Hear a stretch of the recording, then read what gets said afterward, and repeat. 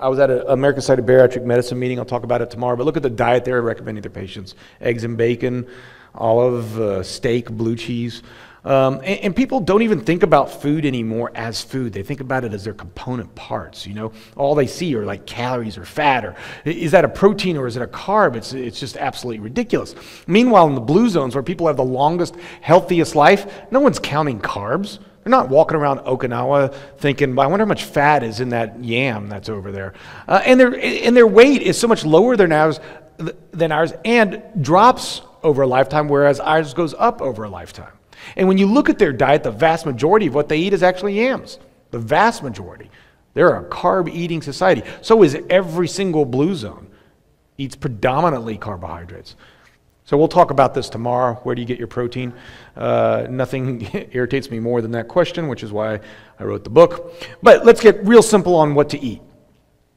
What to eat? Easy. Eat real food. Not too much, mostly plants, as Michael Pollock said. It's very simple. It's very easy. It does, in fact, happen that, you know, they did that study on the Biggest Losers, and they found that when they lost weight, their metabolism slows, and then they gain back weight. If you lose weight slowly with a highly nutritious, high-fiber diet that stretches your stomach receptors, that sends vagal nerve signals back to your brain, you actually get full, and your metabolism doesn't slow. So I've been checking metabolism on patients that are losing weight through the plant-based diet, and their metabolism isn't slowing, like it was when I put people on the high-protein shake diet, and they lost lots of weight and lots of muscle at the same time. It's important to get food as whole as possible. And I think this is a great example. If you look at a whole wheat, when you eat it, there's a blood sugar response, but it's completely different than fine wheat flour, which is a huge blood sugar response. So which one are you going to be hungrier on 2 hours later? It's going to be the fine wheat one, because the blood sugar is going to surge, insulin's going to surge because of that, blood sugar is going to drop, you're going to be hungry again sooner. Fiber is crucial, absolutely crucial to success and to feeling full. We eat so little fiber. 10 to 15 grams is the average American. My patients, they come in, everyone's eating high protein. Everyone is eating high protein because they think that's what it is. And no one's eating fiber.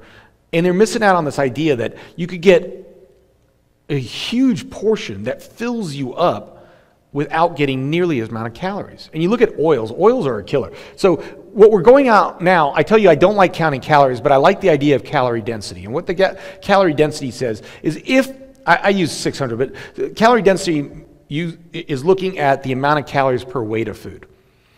And the idea is if it's 600 or less, you can eat as much as you want. All right? It doesn't matter. And the reason is, technically you can't eat as much as you want. There is a limit. Like if you ate if your metabolic rate is 1,800 and you ate 2,000 calories worth of broccoli, you will gain weight. But you can't possibly eat 2,000 calories worth of broccoli. It just isn't going to happen. And that's the key behind this calorie density. Now look at oils over there. Oils are a killer. They are extremely, extremely calorie dense. And it's one thing that I've found over and over in my patients when they come to me and they're, I'm eating healthy.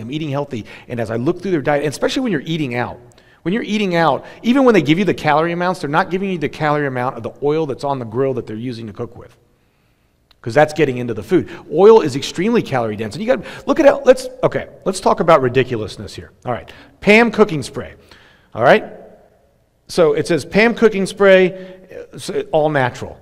So if you look at the ingredients in there of their all natural stuff, it starts with canola oil. So first of all, there is not canola oil bubbling up from the ground, right? It is not natural. It's processed to get that way.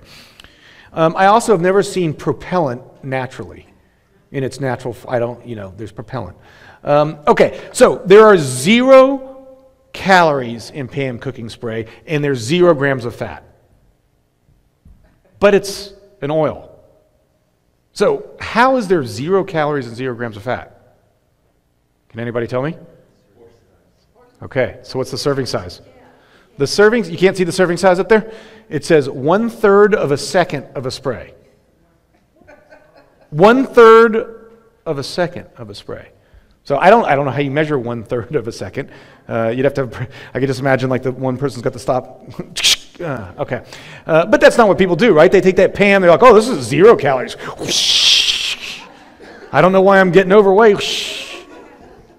And people, the funny thing is that people are so scared. Like people come into me and I'm looking at their diet log and it's just like, cheeseburger and bacon. And it's just, I'm like looking, I'm like, oh my God, this diet's horrible. I said, well, let's try something different. Like for lunch, let's have a potato. Potato? Well, isn't that bad for you? I'm like, oh yeah, the potato's bad for you. And meanwhile, the potato is the most satiating food. When they did a study where they had people eat all these different foods, you could see the potato was off the chart up there as the most satiating food you can eat. There is nothing better than a potato to control hunger. So I have my patients mash up a potato and put black beans and salsa and avocado, and that's a great lunch, and they're full for the rest of the day. So I actually teach some cooking classes to my patients, and what I basically tell them is keep it simple. I mean, for breakfast, berries and some muesli cereal is fantastic, or oatmeal and berries. It's pretty, it's delicious. Salad with soups for lunch, always get some beans in there. Beans have a really good effect at controlling blood sugars over a lot of time. We have vegetable chilies for dinner that are really great, or I make whole grain pastas. I say I make, my wife would kill me if she heard me say that. The food is delicious. It tastes fantastic. This is my favorite meal at this restaurant in Houston, which is called the Macrobiotic Platter, and it's just rice and beans and steamed vegetables, and I eat that thing in like 1 second, and I am full forever afterwards. But not just, you're full, and I probably don't follow that Okinawa rule. I mean, I'm full. I'm not 80% full because it was so good. But I don't feel bad. I don't feel weak and tired. I don't have that 2 o'clock after lunch, oh my God, I feel unreal energy for a 46-year-old guy. I feel like I could, climb mountains. And the way I look at food is differently. I can't believe what I used to eat. It was so ugly. And now it's just so beautiful and so delicious. And these are the visuals I really try to stress to my patients because it's the visuals that are so important. I always tell them, if you're not that hungry, if you're not hungry enough to eat an apple, you're not that damn hungry. So eat an apple first and then make a decision. You got a craving, eat an apple and then reassess. I tell you what, you could have the ice cream if you eat an apple and then you want the ice cream. But you eat the apple and you're like, yeah, I'm all right. And people think this diet's extreme. When people tell me a vegan diet is extreme, I'm just like, this is extreme. I mean, what they're doing, tearing up your body, absolutely destroying it with every bite, and what we eat is extreme. Real quick, a few words on exercise. What fits your busy schedule better, exercising 1 hour a day or being dead 24 hours a day? I have to have these discussions with people because people are constant. I don't have time. I can't. I hear the word I can't over and over again. So I can't, I say to people, this is my workout algorithm. Should I work out today? Yes, then work out. No, yes you should, go and work out. But we have to have a correct concept of working out because they don't have to be crazy like me. I like exercise because I could set tangible goals like we talked about before and I could see results, but you don't have to go crazy with it. To be healthy, you don't have to go crazy. What is the best exercise to lose weight? You know what the best exercise to lose weight is? It's actually the exercise that you will do. All right?